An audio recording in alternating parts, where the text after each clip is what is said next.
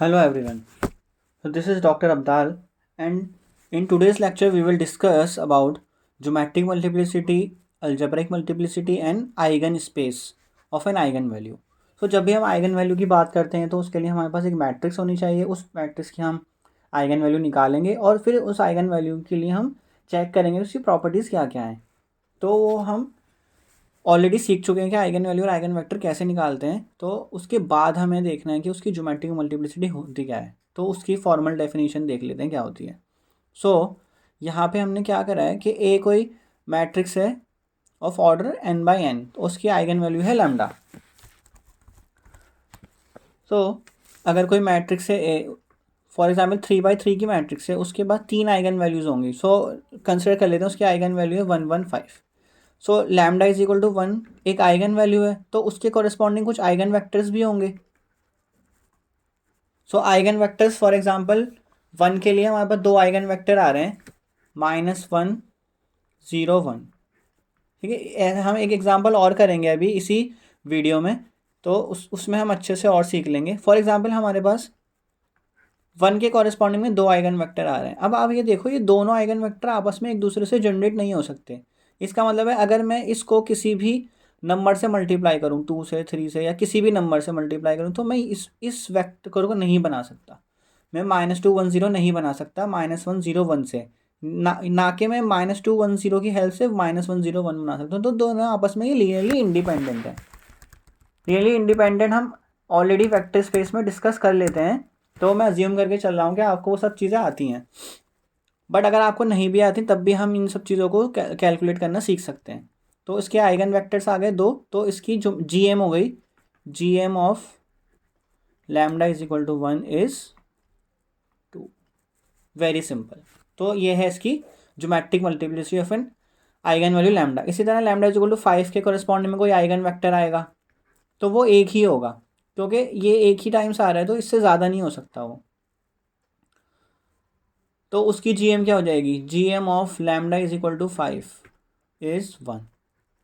मतलब जितना eigenvectors linearly independent आ रहे हैं वो उसकी GM हो गई। अब नेक्स्ट डेफिनेशन देखते हैं हम, अलजेब्रिक मल्टीप्लिसिटी।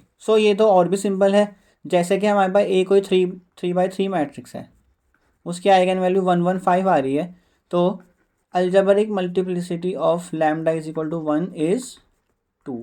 क्यों? क्योंकि वो जितनी बार रिपीट हो रहा है, 1 2 टाइम्स रिपीट हो रहा है, तो उसकी AM 2 हो गई। And AM of lambda is equal to 5 is कितना हो जाएगा, 1। फॉर एग्जाम्पल हमारे पास कोई 3 बाई 3 मैट्रिक्स है, उसकी आइगन वैल्यू हमारी आ रही हैं 2 2 2। तो इस केस में AM ऑफ लैम्डा क्या हो जाएगा, लैम्डा इज इक्वल टू 2 क्या हो जाएगा, इज 3। मतलब जितने टाइम रिपीट कर रहा है। तो ये कॉन्सेप्ट पूरा का पूरा जो है वो आइगन वैल्यू पे डिपेंड करता है। और जो अलजेब्रिक मल्टीप्लिसिटी वाला कॉन्सेप्ट और ज्योमेट्रिक मल्टीप्लिसिटी का कॉन्सेप्ट जो है वो आइगन वेक्टर पे डिपेंड करता है। I hope both definition are clear. हम एक एग्जांपल और करेंगे, उसमें आप और अच्छे से सीख सकते हो। अब नेक्स्ट कॉन्सेप्ट है आइगन स्पेस का। अब तो इसमें स्पेस वर्ड यूज़ हो रहा है, इसका मतलब ये एक वेक्टर स्पेस बनेगा। अब इसमें क्या करते हैं, इसमें हमारे पास कोई मैट्रिक्स है, square matrix n by n order की, उसकी कोई आइगन वैल्यू है लैम्डा। तो हर एक आइगन वैल्यू के कॉरेस्पॉन्डिंग में एक आइगन स्पेस बनेगा, जिसको हम ई लैम्डा से डिनोट करेंगे। मतलब eigenspace corresponding to that particular eigenvalue lambda. वो 1 1, जैसे हमने अभी 115 ली, तो 1 के लिए अलग से आइगन स्पेस बनेगा और 5 के लिए एक अलग से आइगन स्पेस बनेगा। अब इसमें क्या, ये डेफिनेशन जो लिखी गई है वो क्या है कि x belong to Rn and AX is equal to lambda x। इसका मतलब है हम इसको हम रीड कैसे करते हैं, that E lambda contains all those vector x belong to Rn such that which satisfy the equation AX is equal to lambda x। मतलब ऑल दोज x जो कि ये वाली इक्वेशन सेटिस्फाई कर रहे हैं। तो आप देखो क्या ये इक्वेशन, अगर मेरे पास AX is equal to lambda x आ रहा है, तो आप इन वैल्यूज़ को देखो, 2x 3x 1/3x, कुछ भी ले लीजिए आप, 7x, x का मल्टीपल ले रहा हूँ मैं, और माइनस में ले लीजिए, या फिर माइनस का 4/3x। तो ये सारे मैं क्लेम कर रहा हूँ ये भी आइगन वेक्टर बनेंगे, eigenvector corresponding to lambda बनेंगे। तो चेक कर लेते हैं। फॉर एग्जाम्पल मैं 7x उठा लेता हूँ, तो मुझे क्या करना है, x के प्लेस पे मैं 7x पुट करूँगा। तो मैंने x के प्लेस पे 7x पुट करा। अब 7 को मैं बाहर निकालूंगा क्योंकि वो एक कांस्टेंट है, तो क्या बचेगा फिर ax। ठीक है, अब ax की वैल्यू मुझे पता है वो क्या है, वो है लैम्डा x। तो 7 यहाँ है, ax की वैल्यू है लैम्डा x। लैम्डा एक कांस्टेंट है, मैंने उसको अलग कर लिया, x एक वेक्टर है तो उसको मैंने अलग रखा, तो 7x कर दिया मैंने उसको। तो आप देखो मैंने क्या करा, मैं स्टार्ट करा a इंटू 7x से स्टार्ट करा और मैं कहाँ पहुँच गया, लैम्डा इंटू 7x पे। तो क्या वो ये सेटिस्फाई नहीं कर रहा? अगर मैं यहाँ पे यूँ लिखूँ A Z is equal to lambda Z, क्या वो इस इक्वेशन को सेटिस्फाई नहीं कर रहा? मैंने z की जगह पे क्या कर दिया, 7x, z के प्लेस पे 7x कर दिया।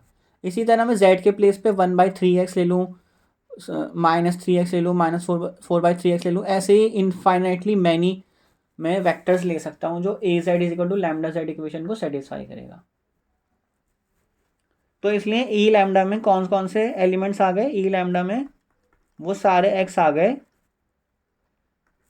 जो कि इस इक्वेशन को सेटिस्फाई कर रहे हैं, A X equal to lambda X. तो आइगन स्पेस क्या है, सारे के सारे उन वेक्टर्स का कलेक्शन है जो ए एक्स इक्वल टू लैम्डा इस इक्वेशन को सेटिस्फाई कर रहे हैं। अब इसमें एक कॉन्सेप्ट और आता है, वो आता है eigen basis of eigen space. So basis क्या होती है किसी आइगन स्पेस की?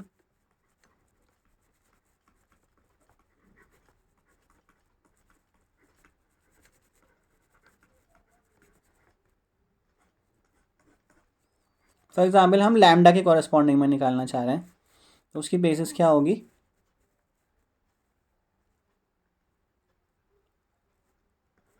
Collection of all linearly independent eigen vectors.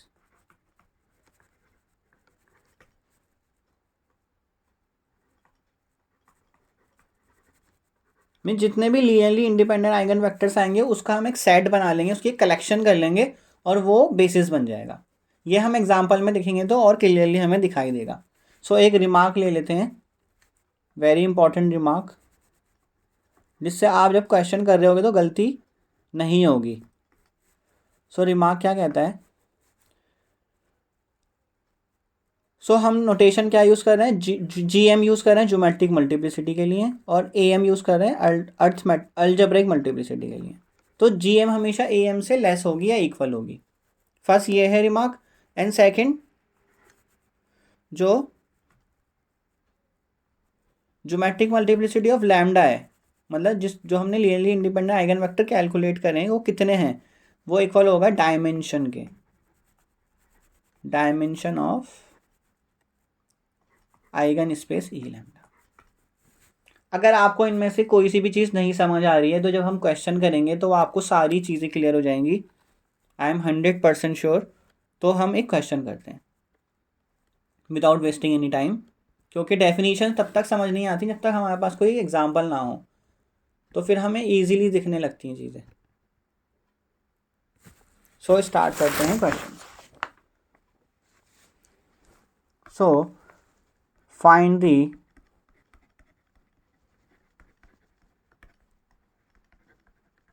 Score अच्छे से लिखते हैं,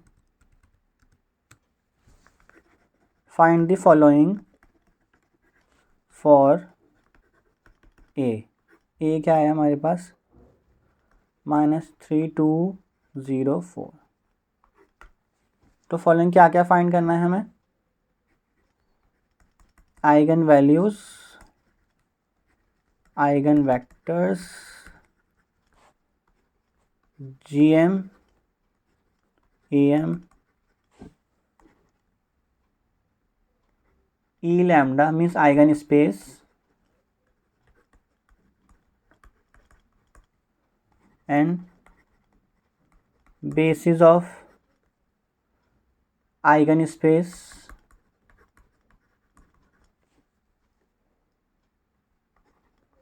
एंड डायमेंशन कुछ नहीं है, वो जीएम ही है, dimension of eigen space E lambda. ठीक है, ये हमें चीज़ें फाइंड करनी है। ये दिखने में बहुत ज़्यादा लग रही हैं कि हमें ना जाने क्या क्या चीज़ें कैलकुलेट करनी है, बट बहुत सिंपली हम फाइंड कर लेंगे। बस हमारे पास क्या होना चाहिए, आइगन वैल्यू और आइगन वेक्टर। जैसे आपने आइगन वैल्यू आइगन वेक्टर निकाल लिए तो ये बहुत ईजिली आप निकाल लोगे। तो स्टार्ट करते हैं क्वेश्चन। तो आइगन वैल्यू कैसे निकालते थे हम, determinant of A minus lambda I को सॉल्व करके निकालते थे, उसको 0 के इक्वल रखते थे। सो ए माइनस लैम्डा आई क्या होगा, -3204 माइनस लैम्डा आई, ये होगा इज इक्वल टू 0। अब हमें पता है कि सिर्फ डायगोनल एलिमेंट ही चेंज होंगे, तो -3 minus lambda and 4 minus lambda हो जाएगा, बाकी की वैल्यू सेम रहेंगी। ये हम प्रीवियस वीडियो में देख चुके हैं, जो हमने आइगन वैल्यू आइगन वेक्टर पे करा था। सो क्या होगा, इसका क्रॉस मल्टीप्लिकेशन करते हैं इसमें, तो -3 minus lambda into 4 minus lambda, minus form लेगा and 2 into 0 is equal to 0। ठीक है, तो यहाँ से हमारी आइगन वैल्यू सिंपली क्या आ जाएंगी, इसको 0 के इक्वल रख दो फर्स्ट वाले राउंड ब्रैकेट्स को, और सेकंड वाले राउंड ब्रैकेट को इक्वल टू 0 रख दो। तो इससे आ गया लैम्डा इज इक्वल टू -3 और इससे आ गया लैम्डा इज इक्वल टू 4। तो हमारे पास दो आइगन वैल्यू आ गई हैं।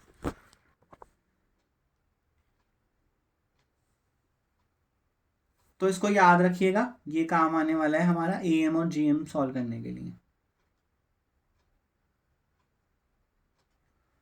ठीक है, या मैं आपको यही बता देता हूँ कि एक्चुअल में आइगन वैल्यूज की वजह से हमारे पास क्या आ गया।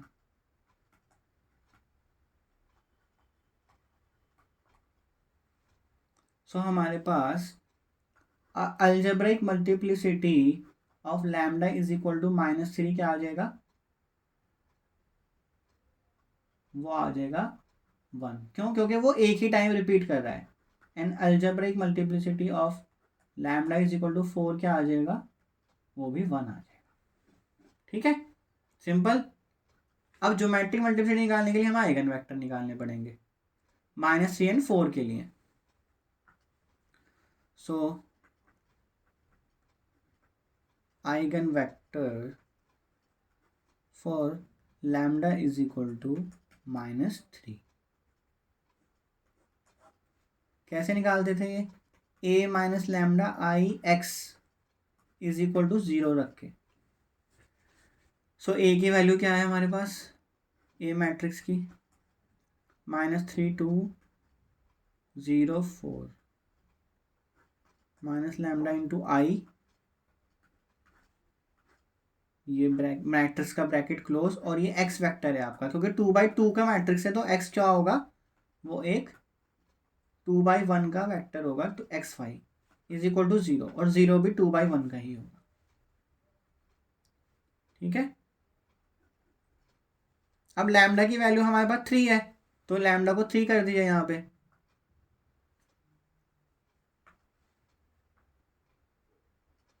सो लैम्डा की वैल्यू 3 आ गई यहाँ पे, सॉरी -3। अब माइनस माइनस मल्टीप्लाई होंगे तो प्लस, तो +3 सिर्फ ऐड होगा हमारे पास, डायगोनल पे सिर्फ +3 ऐड होगा, तो डायगोनल पे सिर्फ +3 ऐड होगा, बाकी सेम रहेगा।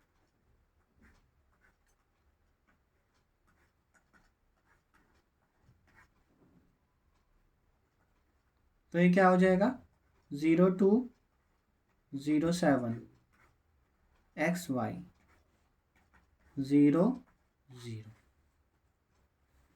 तो यहाँ से हमारे पास दो इक्वेशंस आ जाएंगी। फर्स्ट रो को फर्स्ट कॉलम से मल्टीप्लाई करेंगे, फिर सेकंड रो को फर्स्ट कॉलम से मल्टीप्लाई करेंगे इस वाले से। तो क्या आ जाएगा, 0 into x plus 2 into y and 0 into x plus 7 into y is equal to 0 0। तो यहाँ से 2y क्या आ गया 0 और 7y क्या आ गया 0। तो this implies y is equal to 0। अब हमारे पास ये दो इक्वेशंस आई थी, इन दोनों इक्वेशंस में x कहीं भी नहीं था, तो इसका मतलब हमारे पास क्या हो गया, इसका मतलब ये हो गया एक्स इज इंडिपेंडेंट, मतलब एक्स कुछ भी वैल्यू ले सकता है, बट आप एक्स को जीरो नहीं ले सकते, क्योंकि आप एक्स को जैसे जीरो लोगे तो वाई भी जीरो है और एक्स भी जीरो है, तो आपका आइगन वेक्टर जीरो हो जाएगा। तो आइगन वेक्टर जीरो कभी भी नहीं होता है, तो इसलिए हम एक्स को कुछ नॉन जीरो वैल्यू ले लेते हैं। So take x is equal to 1। So आपका आइगन वेक्टर यहाँ क्या बन गया, एक्स की वैल्यू 1 है, वाई की वैल्यू 0, तो ये आपका आइगन वेक्टर आ गया। सिमिलरली हम आइगन वेक्टर निकाल लेते हैं, तो यहाँ से हमारे पास ज्योमेट्रिक मल्टीप्लिसिटी आ गई। सो क्या आ गया हमारे पास, GM of lambda is equal to -3। तो GM क्या होता है, number of linearly independent eigenvector. तो कितने आइगन वेक्टर आ रहे हैं, एक ही तो आ रहा है 1 0, तो ये भी 1 हो गया। क्लियर, सिंपल बिल्कुल। अब नेक्स्ट आइगन वेक्टर निकालते हैं हम। दूसरी का आइगन वैल्यू क्या थी हमारे पास, eigen vector for lambda is equal to 4। तो सॉल्व करते हैं, कैसे करते हैं, a minus lambda I X is equal to 0। तो इसमें बस आपको वैल्यूज पुट करनी है। a क्या था हमारे पास, -3204, लैम्डा की वैल्यू 4 है, आई की वैल्यू, ये मैट्रिक्स का ब्रैकेट क्लोज, फिर x की वैल्यू रखी और फिर 0 की वैल्यू, 0 मतलब एक मैट्रिक्स है दोनों ये।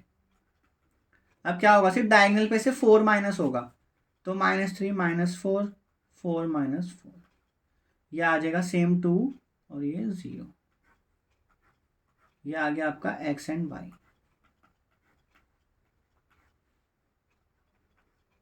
तो ये क्या बन गया, -7 2 0 0 x y 0 0।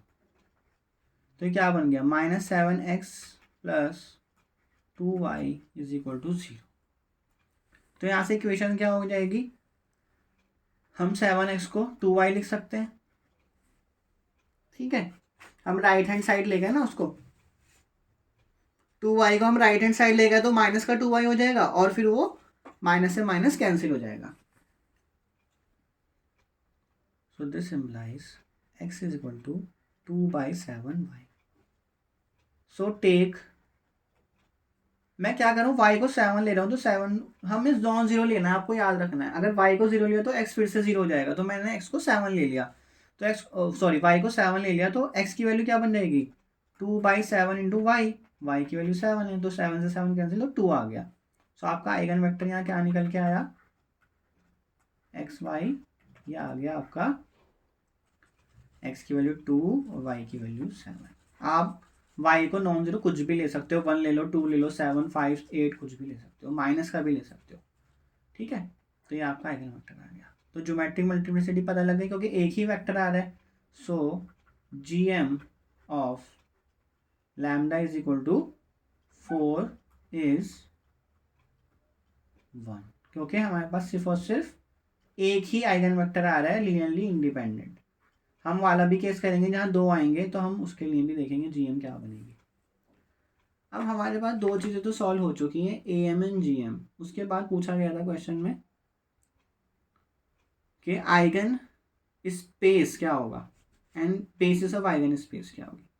सो आइगन स्पेस लिखने के लिए हमारे पास आइगन वेक्टर होने दोनों ज़रूरी हैं। तो पहला आइगन वेक्टर क्या आया था, 1 0, जो कि आपको यहाँ दिख रहा होगा 1 0, ठीक है।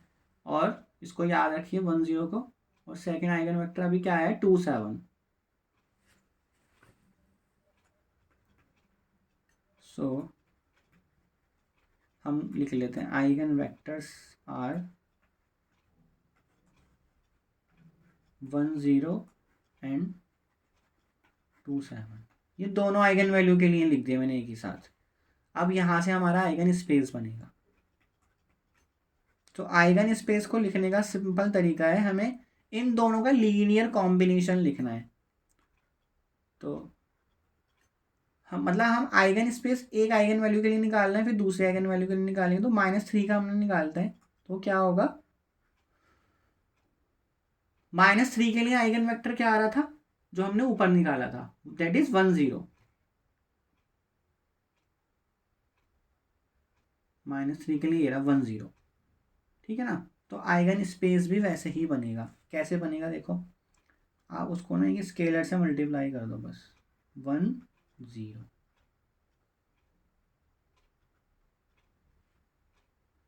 Where a is a real number. तो इसको लिखने का तरीका ये है। इसका मतलब मैंने सारे के सारे वो वेक्टर्स कलेक्ट कर लिए जो इस इक्वेशन को सेटिस्फाई करेंगे, A Z is equal to lambda Z. ठीक है, इसको लिखने का तरीका ये है, मैंने एक कांस्टेंट से मल्टीप्लाई कर दिया, A is a real number. Similarly eigen space E4, अब आइगन वैल्यू 4 के लिए आइगन वेक्टर क्या आया था, वो आया था 2 7, तो मैं इसको कैसे लिखूंगा, 2 7, तो वेयर ए बिलोंग टू, तो हमारे पास आइगन स्पेस भी आ गए। ठीक है, जिसको ऊपर डेफिनेशन क्लियर नहीं हुई थी वो इस तरह से आपने आइगन स्पेस बना सकता है। And bases of eigen space, तो इसकी बेसिस क्या बनेगी, सिंपल, जो आइगन वेक्टर आया उसके कोरेस्पोंड। तो -3 के लिए आइगन वेक्टर क्या आया था, 1 0, तो बस बेसिस में एक एलिमेंट आएगा 1 0। And bases of eigen space for 4 is, जो उसके लिए आइगन वेक्टर आया था, दैट इज 2 7। तो ये सारी चीज़ें हमने निकाल ली, आइगन स्पेस निकाल लिए, बेसिस ऑफ आइगन स्पेस निकाल ली, और हमने ऊपर क्वेश्चन में GM निकाल लिया था, और हमने AM निकाल लिया। तो इसमें इससे ज़्यादा और कुछ नहीं था। डायमेंशन ऑफ आइगन स्पेस रह गई थी, तो डायमेंशन क्या होती है, जो GM होती है, वो मैंने आपको रिमार्क में लिखवाई भी थी। सो डायमेंशन ऑफ E-3 वो इक्वल होती है GM of lambda is equal to -3, तो क्या आ जाएगी, वो आ जाएगी आपकी 1। एंड डायमेंशन ऑफ E4 वो क्या आएगा, जो हमने GM निकाली है लैम्डा इज इक्वल टू 4 के लिए, वो कितनी आ रही थी, GM 1, मतलब जितने इंडिपेंडेंट आइगन वेक्टर आ रहे थे। सिंपल। तो इस वीडियो में इतना ही, फिर हम नेक्स्ट क्वेश्चन करेंगे 3x3 का, जिसमें हम AM GM और आइगन स्पेस निकालना सीखेंगे। सो तब तक के लिए बाय, फिर मिलते हैं नेक्स्ट वीडियो में।